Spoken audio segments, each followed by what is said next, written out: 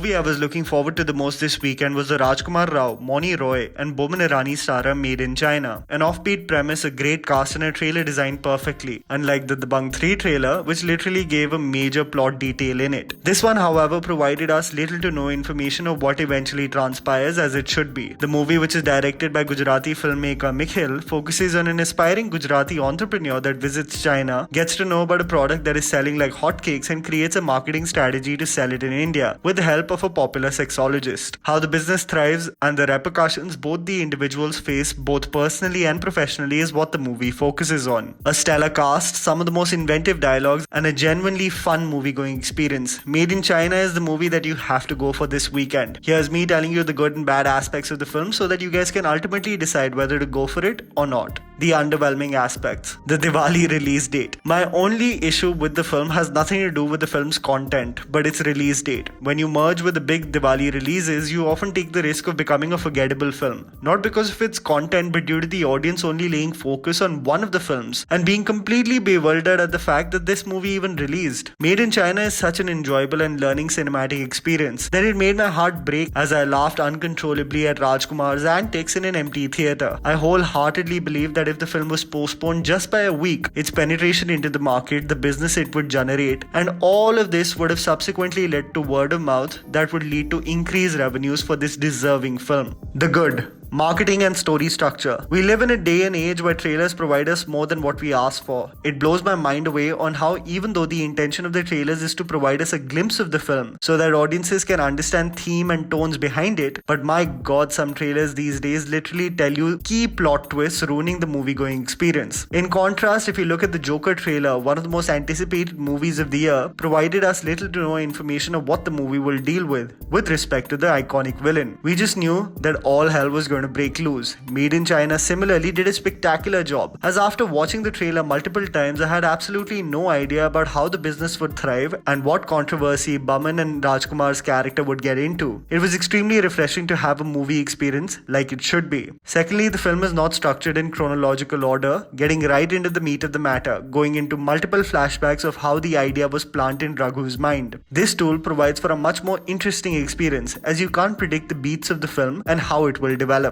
Performances and chemistry. Barring the story of the film and the learnings that it effortlessly imparts, one of the biggest strengths are the performances of the star cast and the natural chemistry certain characters share. Is there anything that Rajkumar cannot do? The man plays an aspiring but lost Raghu with so much conviction. He is a doting husband who loves his theplas and daily cigarette sessions with his wife. A driven human who just cannot figure out which venture is going to hit it out of the ballpark. The chemistry Moni Roy and Rajkumar share is infectious and natural. A representation of a couple that are committed to root for each other with zero complications otherwise. A great creative decision by the makers, something that would have made the plot unnecessarily murky. Boman Irani is a gem that needs to be treasured forever. Him as Dr. Vardi, a Gujarati sexologist, fully immerses himself in the role. The development of this odd relationship and the business they are going to focus on is the beating heart of this film. You sometimes forget the number of characters the man has played, varying several cultures across the country. Paresh Rawal and Gajraj Rao feature in cameo appearances and leave such a lasting impression, a testament to the legends they are. The interaction between Rajkumar and Paresh Rawal reminded me of the same magic shared between Matthew McConaughey and Leonardo DiCaprio in Wolf of Wall Street. Gajraj Rao plays a character like Gary Vee and has one of the best outbursts in the final sequence he features in.